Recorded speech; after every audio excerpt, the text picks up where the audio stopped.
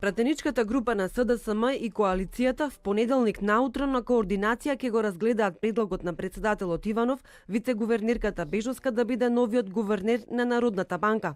Координаторот Тунте вели дека пратениците позитивно гледаат на овој предлог и дека според него Бежовска ја заслужува нивната поддршка.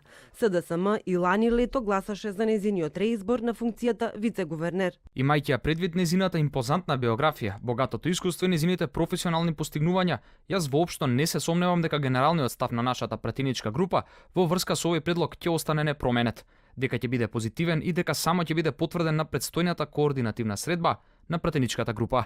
ДУИ, но и опозицијската ВМРО ДПМН и денес молчат за новиот предлог на Иванов. Сепак телевизија 24 дознава дека тројцот Ахмети, Заев и Иванов веќе се договориле Бежовска да биде изгласана во собранието. Но кога ќе може новиот гувернер да ја преземе функцијата со оглед на тоа што мандатот на Богов истекува на 20 мај? Се очекува точката да биде ставена на дневен ред на пленарна седница в понеделник. Од кабинетот на Џафери велат дека изборот мора прво да биде објавен во службен весник, а новиот гувернер пред да седне на столчето ќе мора да даде и свечена изјава во собранието. Дополнително ќе се прецизира како да гласи одлуката.